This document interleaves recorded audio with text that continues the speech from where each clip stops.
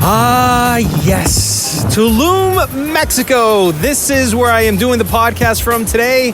It's my birthday week, and I'm celebrating it here in Tulum, Mexico. You can hear the ocean in the background. Great time to be here, and great time to listen to the podcast, because today we have two great interviews that I prepared for you guys. My first guest is Carlos Aguilar. He is a Latino film critic, and there's not that many of us. And he's going to be talking to me today about the 3 best Spanish language movies of 2018 so far. But what are those 3 that you guys should definitely see either in theaters or on DVD this weekend? If you like world cinema, if you like foreign films, if you like movies spoken in another language that's not English, then check out my interview with Carlos in just a bit.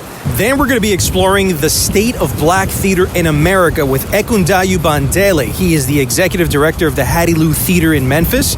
And its whole focus is on creating African-American stories for the stage, but for everyone, meaning Latinos, whites, Asians, Indians, everyone, not just African-American people. And that's one of the things that attracted me the most to want to talk to Mr. Bandele. We're also going to be talking about how New York's African-American stories are being told, if they are even being told at all. And when will we see that Obama story hit the stage? That and much more here on the Highly Relevant Podcast. Stay tuned, guys.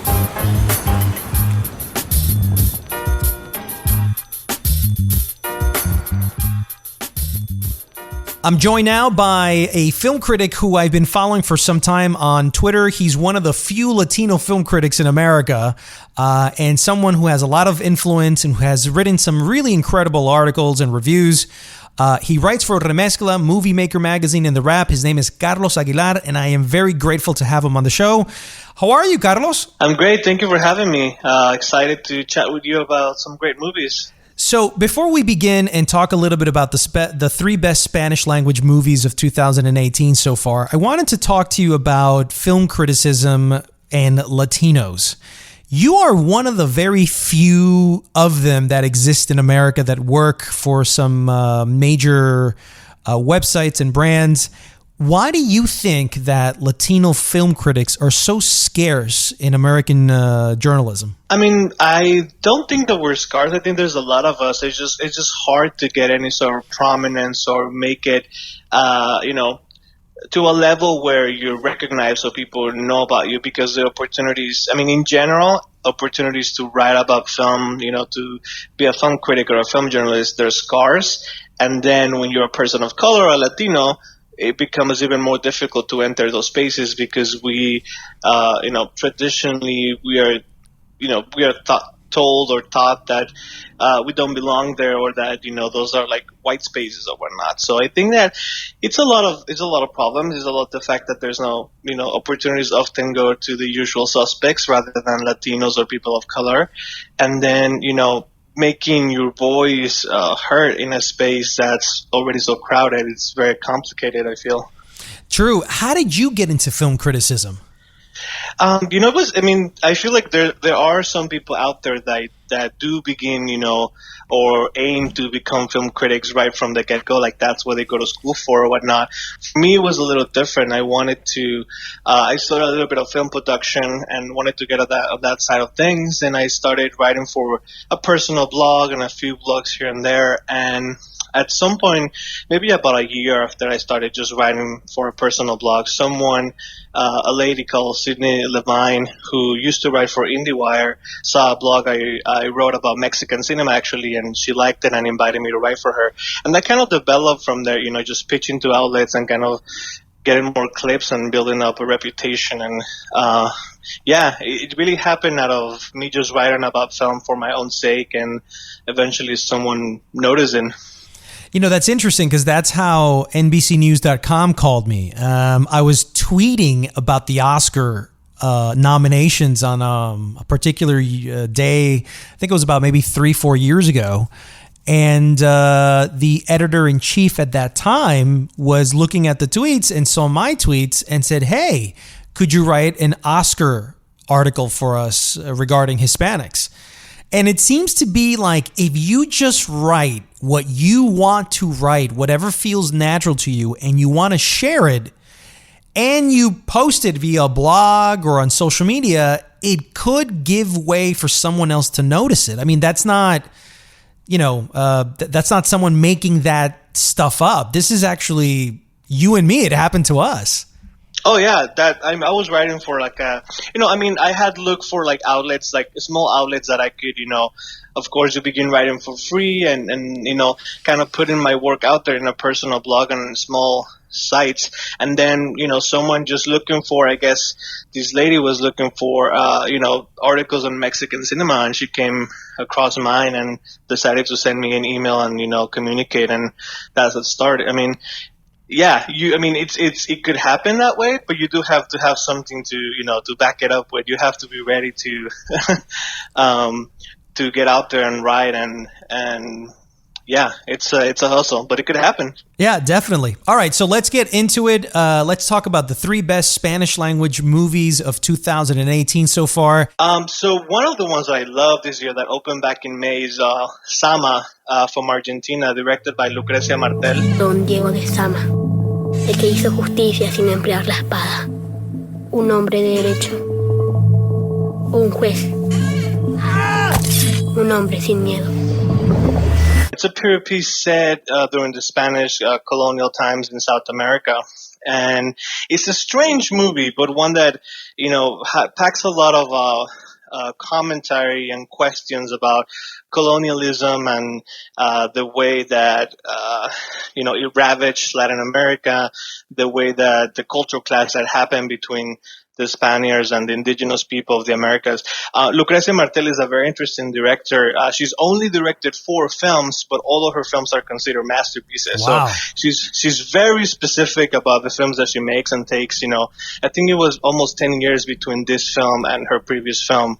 And Daniel Jimenez Cacho, a very famous Mexican actor, stars in ZAMA as Don Diego de ZAMA, the main character, who's sort of like a low-level officer from the Spanish crown, and he wants to go back home, and he's kind of stuck in this swamp in South America, dealing with the indigenous people and dealing with his own, kind of lack of power. And it's a dreamy film full of metaphors, and it's a little, it's on the art house side. It's not your typical film. It's not so easy to understand right away. You have to kind of give it time and go with the flow of the story, but it's incredibly well executed. And yeah, she's a very unique director for sure. What is it about the movie that you particularly resonated with? I think that, it touches on so many important questions about, the history of Latin America, but it does it in a way that's humorous at times and also surreal and magical. So she's telling you about, colonialism, but in a way that's not a history lesson. It's a cinematic experience, and I think that's something that, it's really interesting that she manages to touch on history and question, the times, but through a different lens. Who would you compare Lucrecia to? To like a Sofia Coppola, maybe? No, I think Sofia Coppola is a little more safer in the way that she makes films.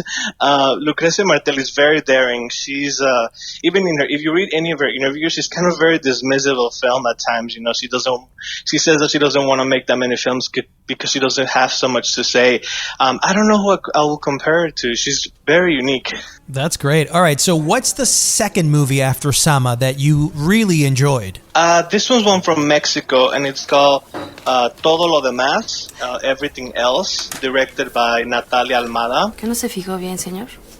Hizo todo correctamente y lo hizo con letra de molde, pero una parte la tiene con tinta azul y otra parte la tiene con tinta negra.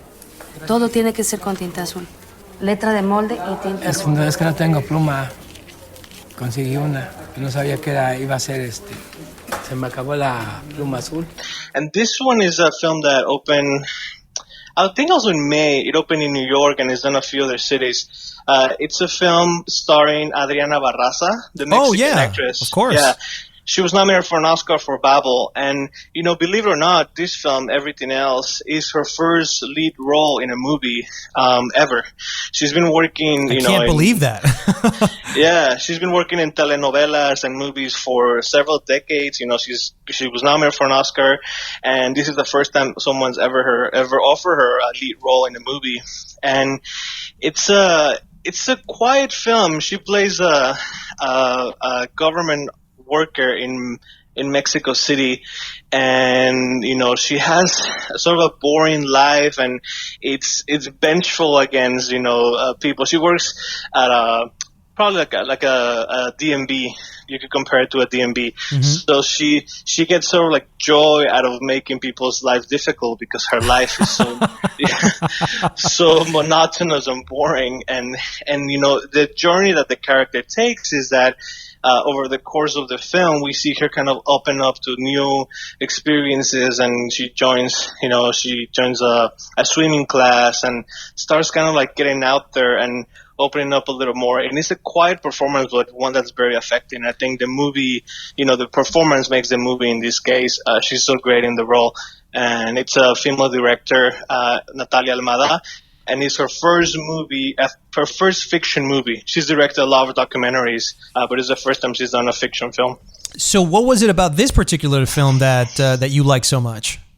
The performance, yeah, like I said, Adriana Barraza is just so impressive. And, the character, it's sort of like a quiet, kind of unassuming character, but the way she brings it to the screen packs a lot of emotion. I think that's what makes it powerful. Do you think it was something in terms of the performance of Daniela Vega, which is understated but yet powerful? In A Fantastic Woman, you mean? Yeah. Yeah, in that one for sure. Yeah, that's an amazing. But would you compare Adriana Barraza's performance like Daniela Vega's in this film? I think Adriana Barraza's is even more subtle. It's even more quiet and subdued. Because Daniela Vega in A Fantastic Woman has some moments of catharsis and kind of, kind of bigger, louder moments. In this case, the character is so quiet that even when you know that something's happening in her life, it's still kind of unspoken. Interesting. All right, now we have the third best Spanish language movie of 2018 that you've seen so far. What is it? This one's one that actually just opened today in New York. La Familia. No, COCOTE. Okay, where's that from, and what does COCOTE mean? COCOTE is a film from the Dominican Republic. Él me llamó a mí y me dijo que yo venía para el entierro de mi papá. Si yo sé que yo vengo a esto de rezo y eso, le digo por el mismo teléfono que no. And COCOTE is sort of like your neck, or this, this back part of your neck. And it refers to like when they cut a chicken's head off, or when you cut someone's, person's head off. That's what COCOTE means. Got it. It's a movie about revenge. It's a movie about this man who lives in Santo Domingo, the capital of the Dominican Republic, and who works as a gardener for a wealthy family and has to go back to his small town after his father dead. And he's become a Jehovah's Witness, and his family is still, Catholic and practices what some will call witchcraft or brujeria. So he's kind of conflicted between, his newfound religion and the traditions of his family. And, his family wants him to avenge his father. And because he's become a Jehovah's Witness and it's kind of like closer to religion, he doesn't want to, commit any acts of violence. It's a very unique film. It's almost experimental in the way that he uses black and white and color, and he uses music, traditional music with like electronic music, and it's all over the place in the way that he uses film, but it's very powerful. It's probably one of the best films I've ever seen from the Dominican Republic. Wow, because they have several, the Dominican Republic isn't really known for quality filmmaking or even having quality film actors. Aside from Zoe Saldana and Dania Ramirez and a couple of other ones. But Oscar-winning actor thespians they're not really known for. But their movies probably in the last 3, 4 years, you've noticed that with Woodpeckers or The Watchman, these are movies that have definitely made an impact. I think there was one with Charlie Chaplin's granddaughter or daughter. You know which one I'm talking about? Yeah, Sand Dollars with Geraldine Chaplin. Exactamente. Yeah. And I think that was another movie that started going around the festivals and people waking up to the Dominican Republic. And before we get to Argentina and Mexico's cinema, let's talk a little bit about the Dominican Republic. Where do you see the country in terms of being a real big player in the cinema field for Spanish language movies? I think that, the big reason why it's perhaps now we've seen now more of these festival quality films in the Dominican Republic is perhaps that there's simply more films being made. They have more incentives for the government, and there's more opportunity to make films. So the more films you make, the better chances there are that something like this could emerge. Before, when they will only make sort of like local comedies or kind of commercial films for the local market, that's all what that was being made. But now that this kind of they're diversified and they're making all sorts of different films, the results are impressive, and yeah, I think that in the next few years we're going to see more and more. I think this is just the beginning of this coming of age of the Dominican Republic as a player in international cinema. I think recently they also built some fancy major studio in the Dominican Republic. So that's true. Vin Diesel supposedly is one of the investors in one of these big water studios where a lot of Hollywood films are going to the Dominican Republic to shoot submerged underneath ocean scenes at this studio or something like that, right? Yeah, so I hope that not only Hollywood productions benefit from that, but I hope that the local filmmakers get benefit from this influx of money and of quality and talent, and there's great local talent. I just want to mention the name of the director of COCOTE, which I forgot to say previously. His name it's a mouthful, is Nelson Carlos de los Santos Arias. It sounds like a joke, when somebody says like 20 names at the same time. Yeah, it's a mouthful. Name. I'll just call him Nelson. We've talked about Argentina, Mexico, and now we're talking about the Dominican Republic. And it kind of brings me to this place in Latin America where I feel like the quality of filmmaking is getting better year after year. But the prominent country that has definitely made a major mark has been Chile. For sure. Tell me a little bit about how Chile is doing in terms of movies. How many movies from Chile have you seen, and are they all good? Are they hit and miss? And then I want to talk about Colombia, because I feel like Colombia has the potential to be a massive player in filmmaking, but they're not. Chile has done, particularly well. I feel like we've seen now kind of like the peak with the Oscar win and all that, but it's been happening for over a decade with Pablo Larraín and Juan de Dios Larraín, his brother, the producer. Y ahora Sebastián Lelo. Sebastián Lelio, yeah. So all these filmmakers, they're getting noticed in the U.S. now, of course, because Pablo Larraín made Jackie, and there's plenty of other great filmmakers from Chile that made their mark, Now, what about Colombia? Of course, Embrace of the Serpent was kind of like a big moment for the country. Was their first Oscar nomination for foreign language film. And now those directors, Ciro Guerra has a new film coming out called Birds of Passage. Mm-hmm. Which hopefully will be Colombia's Oscar film this year, and yeah, they've been doing a lot of great stuff. I feel like we don't see as much as you mentioned, like we do from Chile, because I feel like they haven't had that kind of a bulk of movies, coming out quickly in a few years that really make you notice. But earlier this year I saw a film called Killing Jesus, Matar a Jesus. I don't know if you've seen it. No, it's a great Colombian film that's playing festivals. I don't think it's gotten US distribution yet, but it's been playing a lot of festivals, and it's a fantastic movie about this young woman, trying to avenge her father and the kind of complications and complexity that happen to her. It's a great film that just premiere in festivals this year. A huge problem that I have with Latin cinema is, number one, I don't get to see enough. And I think that that's a problem with a lot of the studios here in the United States that either don't buy them or they're straight to DVD, and they don't market these movies at all. So we never really get to watch many of them. But once they do come, here's the problem about Latin American cinema.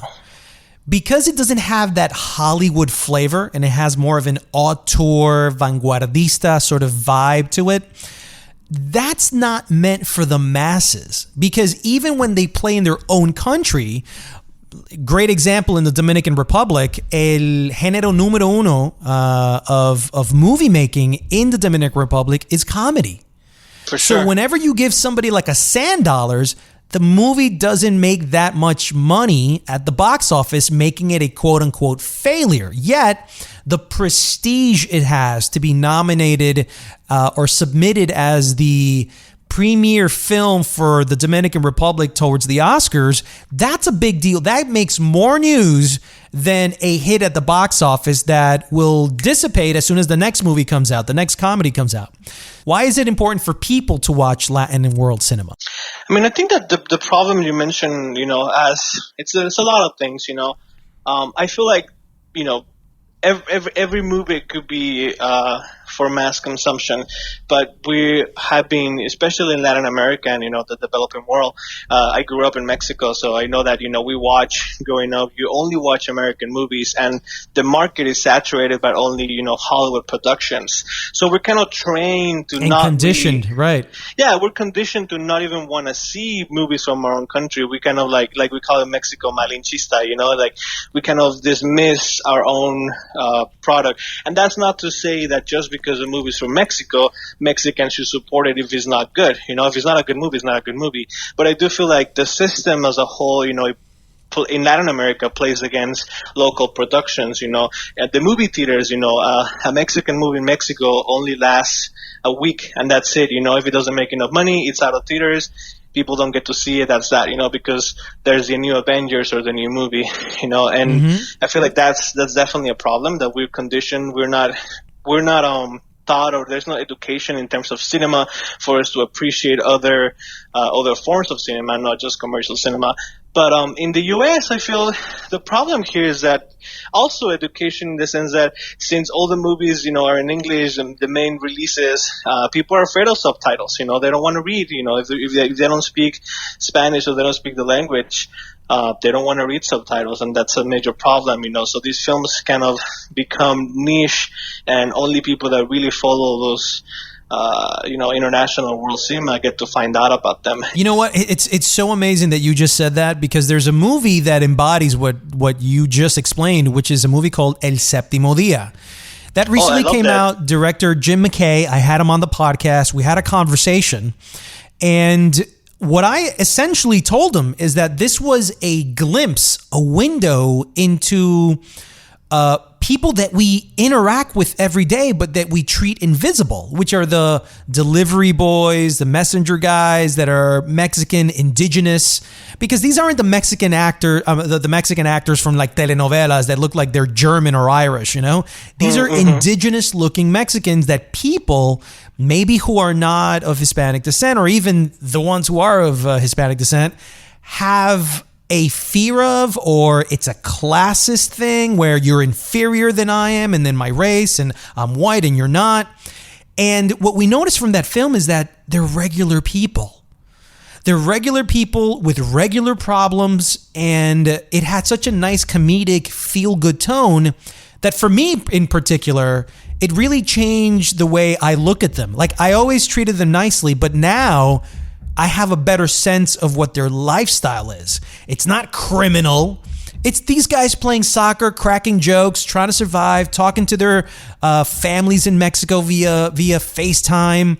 They want to be the best workers, but they also want to have fun and play soccer in the park on a Saturday like anyone else. So that's the beauty of watching a movie that doesn't necessarily always conform to your perception of reality. For sure, yeah, no, I think that I love that film, and I think that like you mentioned, the strongest point for me about El Séptimo Día is that well, I mean, aside from the fact that I think it was brilliant that the distributors decided to release the film in the Spanish language title. Like every poster you see and everywhere you see it, there's no translation. That's the title in Spanish, and the film has subtitles in English and Spanish depending on who's speaking. So I think that that's incredible, which means that people from the community could go watch this movie and understand it too. Right. But the most, valuable thing for me about this film is that, when you see stories about immigration, it's often just suffering. It's often these stories about servitude and the trials and tribulations, which is part of the experience. But in this case, it was, they were people with complex needs and complex emotions. He wanted to, go to work, but he also wants to play with his friends. And I feel like there's a level of complexity and depth to the characters that we rarely see, that these people could also have fun, could also want to enjoy simple things, and it's not only a life of servitude and drama and sadness.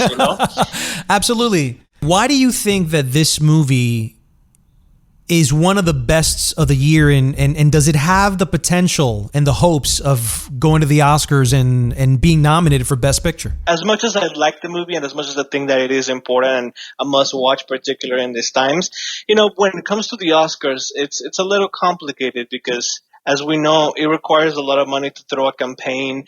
It's a lot of things that go into Oscars, but and it's a small distributor that might not have the funds to push it as far and to like get the outreach as much to voters or whatnot. I would love it for it to be considered, and to be part of that conversation, but it just feels like because of the money that goes into throwing an Oscar campaign and getting to that level, it might be out of his league for that. But it is definitely deserving. If you had to watch one of the three, which one would you recommend the most, Carlos? My personal favorite is ZAMA. I think that's the one that I would recommend the most. It is perhaps the most challenging of the three of them in terms of, getting into the groove of the story, but I think it's also the most rewarding. Carlos Aguilar, film critic who writes for Remezcla, Movie Maker Magazine, and The Wrap. Thank you so much for coming on the show and talking to us about these great movies that you've seen, sharing your love and passion, and even advice of how to get into the craft of filmmaking. So muchísimas gracias, Carlos. Agradece. Gracias. Thank you so much.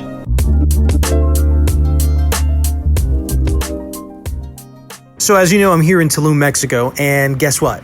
I'm wearing my Saks underwear right now. I wouldn't leave home without it, and you know that. Also, some good news from Saks Underwear is that they recently released their new Undercover collection. It's made of super soft cotton modal. Keeps you cool no matter what. It's breathable, moisture-wicking, and resistant to odor. It's like Saks took a pair of cotton underwear and catapulted it into the future. Nothing else out there like these. Now, I'm a big fan of wearing Saks. I'm wearing them here in Tulum. They're the only men's underwear that's actually designed with our anatomy in mind. The pouch they created, the ballpark pouch, you've heard me talking about this for months now. They have these internal mesh panels that keep everything in place. They offer the ultimate support. Since Saks came along, I haven't wanted to wear anything else. I want you to feel the same exact way. So I've worked with Saks Underwear on this great limited time deal. Shop from anywhere on their site and get $5 off plus free shipping on your first purchase. But to get this great offer, you need to use my promo code Highly Relevant at checkout. Order a few pairs of Saks now with this great offer and go to Saks Underwear at SAXXunderwear.com. That's Saks with 2 X's, and use the promo code Highly Relevant at checkout. Remember, SaksUnderwear.com, promo code Highly Relevant. A pleasure to talk to Ekundayo Bandele. He's the founder and executive director of the Hattiloo Theatre in Memphis that focuses on African-American stories. Welcome to the Highly Relevant podcast.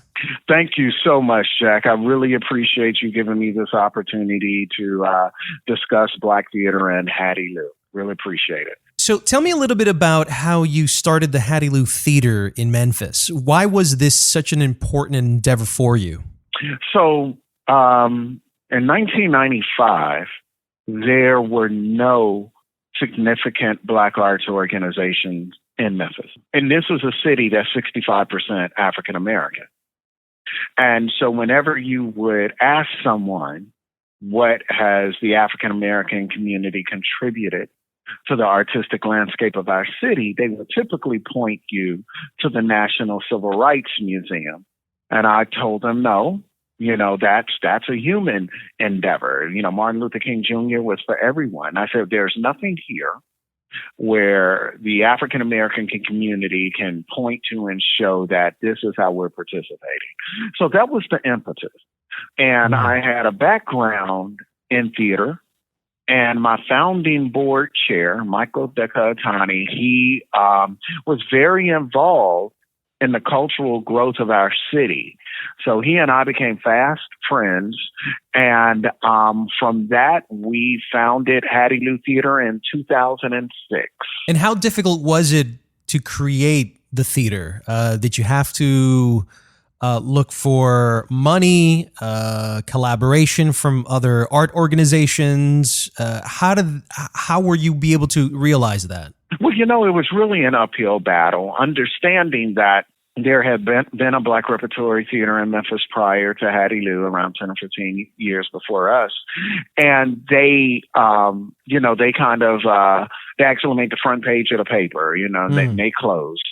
And so there was this question going around with foundations and donors. Can a Black arts organization be successfully led here in Memphis? So that was one of the challenges that I had, to show them that, yes, this organization is different from the other ones that you funded in the past. Another thing we had to do was we had to collaborate with some of the larger cultural institutions like Opera Memphis, Memphis Symphony Orchestra, Ballet Memphis, because what those did was it led credibility to Hattiloo through their audiences and through that collaboration. So for the first probably 8 years, that's really was our focus, is making certain our balance sheet was balanced, making certain that our customer service was, gold star, and making certain that we had diversified revenue streams. Once you got the theater, were there any other challenges in terms of attracting? Yeah. So, it's like that thing that is very difficult to envision something if you've never seen it before. Right. And so there had never been anything like Hattiloo here in Memphis. And so I had to definitely create images for the possibility, because we started out in a storefront theater, 60/60. And in 2014, we moved into our newly constructed theater that is up to 200 seats with 3 performance spaces and a rehearsal space, and we have no debt. So the way that we had to get there was, number one, and here's another thing, Jack, that was a challenge, is really letting the white population know that Black theater is also for them. How do you do that? So we do it in a couple of ways. One, it depends, sometimes the programming lends itself to a more diverse audience. For instance, this past February, we produced a play called Selma, and Selma was a part of MLK 50, which of course was our city's 50-year commemoration of the King assassination. And so all the people who had memory of that, or who were socially aware and socially active, they all came. We had a partnership with Ballet Memphis where we had an actress perform monologues about the life of Ida B. Wells, and Ballet Memphis dancers braided in their dance with the monologues, and so that got Ballet Memphis's audience in our theater, and it made people really recognize that, oh my God, this is great, this is accessible, it isn't. We never produce a play that blames the white man. We never produce a play that where the Black people are the victim. And so it's really about uplift and beauty and strong storytelling. So those are the main ways, through collaborations and through creative programming, is how we attract a non-Black audience. So universal stories that aren't specifically constructed just for the African American experience, but for all experiences that happen to have. No, they are about the African American experience. Let me give you an example. So we did a play called Stick Fly. It was on Broadway, written by Lydia Diamond. And Stick Fly was about a wealthy Black family vacationing in their massive home in Martha's Vineyard. Mm-hmm. So the thing is when you think of Martha's Vineyard, you don't think of a couple of Black doctors and their kids being there. Mm-hmm. So through that play, we were able to say, look, even in some of our country's most exclusive places, we live together and get along. So while that play was definitely about that family's experience, and some of those experiences were culturally nuanced, mm-hmm. But it was still showing life in a broader picture, just like we're about to do Mahalia.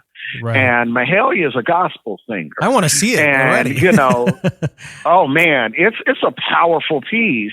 And you know, that's universal because she sings to the soul. You know, the next play after that, Pipeline, actually has non-Black actors in it. And so those are some of the ways that, you know, we show the universality of what we're doing. However, we don't shy away or turn away from saying these stories are authentically African American. And then we are partnering with a bilingual theater company called Casa Teatro. So a couple of years ago, we did a play called In the Heights. Yeah. Which was by Lin-Manuel Miranda. I saw it here in New York many times. When we did In the Heights, you know, we didn't want to do what we call brown face, and that is get Black actors to, you know, portray Hispanic actors. We did have to mix up the cast a little bit, but we were able to identify a number of Hispanic actors that we were able to put in that play. By the way, I don't see any problem as a Hispanic myself in having an African American, at all replace in any way. Just because I feel like our story is very similar, and you know, by hearing you talk about creating these stories, I think it's one of the problems that our own Hispanic community has in the theater industry and also in the media industry. When you have Univision and Telemundo that only specifically cater to Spanish language TV audiences and does not include the African American community in their stories, does not include the white community in their stories. We just talked to ourselves, and I think that today in 2018, that creates a very limiting effect, an echo chamber, so to speak. So the fact that you're doing this with Hattiloo is very open-minded, and it sounds like you're doing something effervescent and very long-term future. So the Latinx theater community in the country is growing by leaps and bounds. And so are some of the other alternative arts organizations. There's a transgender circus in San Francisco that we've been looking at. How can we partner with them and work with them? So we really are looking long term and trying to build. You know, and I tell some people, you know, when I'm trying to come up with an idea how we can work together, I say, look, we're not looking for a one night stand. We're looking for a commitment. And so we're really building relationships with these organizations instead of just a one-by-night event and then they go their way and we go out. One of the key things that I'm very interested in the Hattiloo Theatre is, so that's in Memphis, but what is the state of Black theater in America overall, and what is the Hattiloo Theatre doing to, I guess, create more participation from other cities and other states? For example, like in New York. We have Harlem, but you don't see that much. No, I was just up there a couple of weeks ago, and I saw Antigone in the Marcus Garvey Park that the Classical Theater of Harlem put on. But of course, Antigone is a Greek tragedy, and it's not a Black story. So a couple of things that we're doing. One, is there's a national organization that's 40 years old called the Black Theater Network. And they're based out of Durham, North Carolina. Mm-hmm. And so every year there's a conference at the end of July, and around 200 to 300 practitioners from all over the country descend on a city and have workshops and conversations and things along those lines. This year, Hattiloo is hosting that conference. And we offered them, the building for nothing, our staff for nothing, because we understand that conversations between Black theater practitioners are vital to Black theater expanding and recovering. Back in the 70s and 80s, there was an explosion of Black theaters all over the country. And they're closing one after another. Why do you think that is? So a number of things, I think the big reason is that the larger white theaters, they have the resources and they have the human capital to produce works at a higher level. So, you have a $1 million organization trying to produce work at the same level of an $80 million organization. And so what has happened is, because they have so much money, a good number of African-American playwrights who want to see their work produced at a high level, they don't go to a Black theater, but they go to a white theater because they have the resources to support their work. And again, you're looking at the distinguishing those two budgets. And so we can't pay the actors what the larger theaters are able to pay. And so those people, talented actors are going to those white theaters. And a big thing is that a lot of foundations and corporations are asking predominantly white organizations to diversify their programming. And because that's kind of been the cattle bell ringing for the last 5 years, you've seen an increase of historically Black plays being produced in white spaces. And now mind you, again, when it comes to the budget, they have more money to market their shows than a Black theater. So, it's a combination of, Black ambitious theater practitioners really getting their worth in predominantly white institutions, and predominantly white institutions producing more works of color.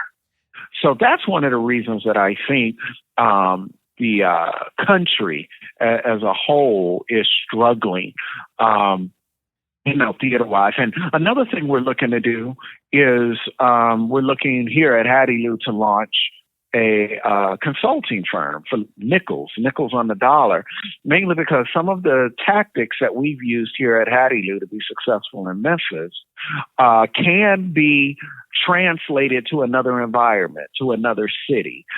So we're looking to get into that, and really about knowledge sharing. What can we do as Americans to maintain arts and culture in our schools, in our cities, from being rich and from being unbounded by any sort of like law or anything like that? What can we do to sustain that?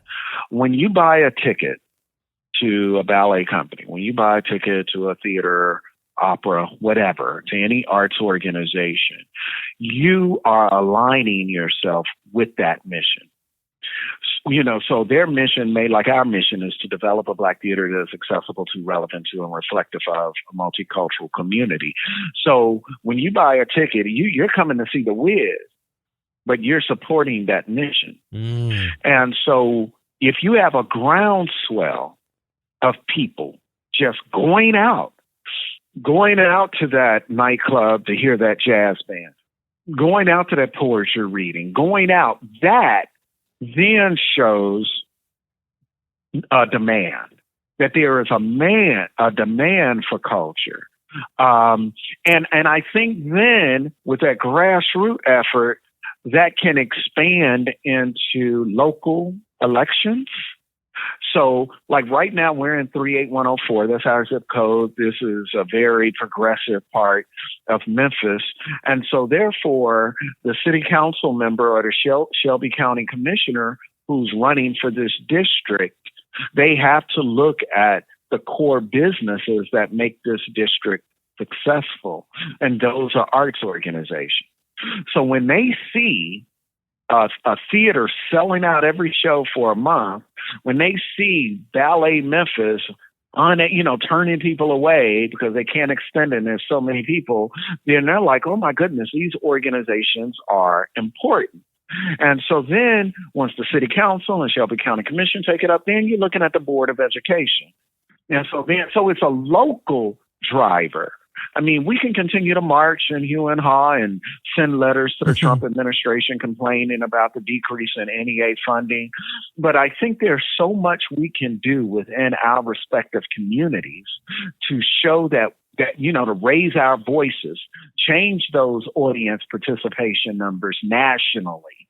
And that will make more corporations and foundations take note. Do you have any complaints with Broadway right now? My main complaint but it's not really a complaint because I understand the business model of Broadway. Those theaters are there to sell high-priced tickets. And so, therefore, they want to do productions that have the highest likelihood of attracting large audiences. A lot of those plays or musicals aren't really kind of cutting edge and in your face. So you have a number of Black playwrights who are producing great work regionally that will never get picked up by Broadway, mainly because they're not marketable. Mm-hmm. So I understand that. Now, can they invest more in the great art they're already doing? Yes. They did Jitney this year, Jitney was on Broadway this year, directed by Ruben Santiago Hudson. He won a Tony Award for directing it. Yeah, that's right. They gave it a limited run. But he had a limited run. So my thing is, man, let that bad boy sail. We can do more than The Color Purple. Give it a chance. So I think, if anything, I would ask Broadway, the producers there, to consider expanding definitely the offerings of shows of color, that is Black, Latinx, Asian, and Native American. So open that up and figure out how to make it marketable. Because this is the direction of our country, where we're getting a more minority majority, within the next 20, 30 years. And so you can't start in, 2050. You kind of have to start now. One story that I would love to see the Hattiloo Theatre do is the Obama story. Somehow, yeah, I think it would be fantastic. He's still one of the more preeminent figures in America, and I think he would attract all types of audiences, but it's still African American, and I think that's a story that I would love to see you guys do. Are there any plans? Have you guys talked about anything along those lines? You know what? I talked a couple of years ago, last year actually, to a theater in Rutgers about a Michelle Obama play. That sounds great and, too. That never, yeah, but it never didn't get any traction. So the what we would have to do is we have to first start off with licensing. And because, like Elvis Presley's story is trademarked and copywritten. Mm-hmm. And so I'm almost certain that Obama's story is copywritten and trademarked. So if we could find a way to say, hey, we're going to do this justice, and his estate looks at our plans and maybe the storyline, then we definitely can do something like that. And you know what, Jack, I got to say, man, I appreciate you for bringing that back up, because I hadn't thought about that since my meeting last year. So I really appreciate that. It's something that I would like to see. I've been thinking about how come no one's done it. I mean, there was a movie recently about Barack and Michelle, how they met and how they dated, and then it just leads him right when he's about to become. But there wasn't that sort of full history, that full cycle between how he got into politics, how he met Michelle, how both of them together led their path into the White House and then leaving the White House, because it's so recent, because so many people love him, whether they're Black, white, Latino. I just think that globally, that is a powerful story that is the African-American experience, but that translates to everyone. It's a global story. And so if you guys were to do it from really everything you've been telling me in terms of the stuff that Hattiloo is doing, I think that would be fantastic. So you got my vote on that. If you bring it to, I'll head over to Memphis from New York and I'll watch it. I'm telling you, Jack, I'm writing on my whiteboard right now that you will get an invitation if this thing comes to pass. All right, fantastic. Ekundayo Bandele, thank you so much, founder and executive director of the Hattiloo Theatre in Memphis. Thank you so much for coming on the show and talking a little bit about what you're doing, what the Hattiloo Theatre is doing, and how we can encourage other people to kickstart their own projects in their own states and cities for African Americans and minorities in this country. So once again, thank you so much. Thank you, Jack. And next time, I hope you come to Memphis and bring your soul when you come. Yeah, no pun intended. I'll be there. Town. All right. All right. Thank you very much, Mr. Bandele. And that's it for me. I'm Jack Rico. See you next week on another episode of Highly Relevant. All right, heading into the beach, guys. Take it easy. Woo!